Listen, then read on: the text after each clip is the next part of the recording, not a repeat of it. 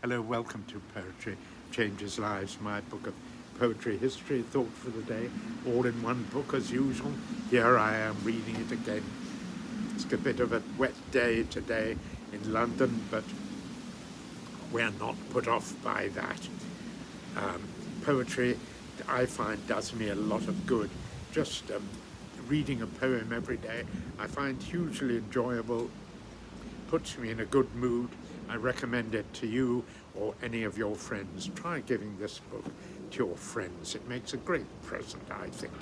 And you can get it at the website poetrychangeslives.com, of course, or you can get it direct from Amazon if you like. On this day in 1930, the American poet Gregory Corso was born.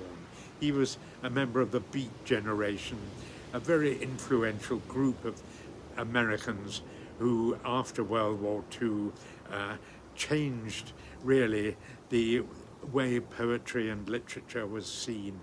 Allen Ginsberg, of course, American professor of literature at Columbia University in New York City, I think, and Jack Kerouac, of course, who wrote his famous novel On the Road that changed the way people saw writing.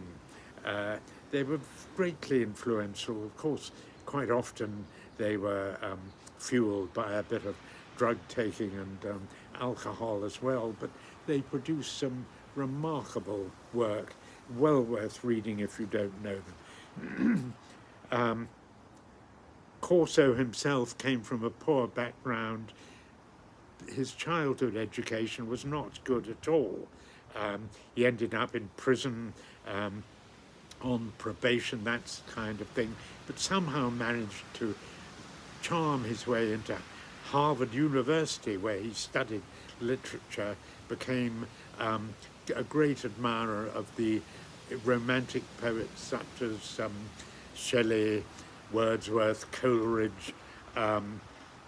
He was no respecter of anything or anyone, really, except his love of poetry and literature, which is quite admirable in a way, I think.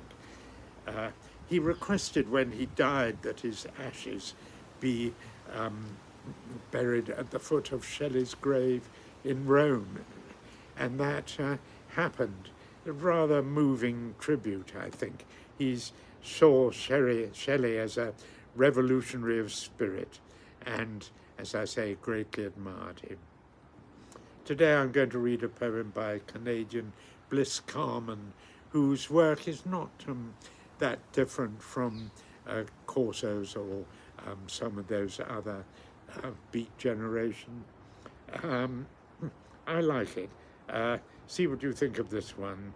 Fireside Vision, it's called. Once I walked the world enchanted through the scented woods of spring, hand in hand with love in rapture, just to hear a bluebird sing. Now the lonely winds of autumn moan about my gusty eaves, as I sit beside the fire, listening to the flying leaves. As the dying embers settle and the twilight falls apace, through the gloom I see a vision, full of ardour, full of grace.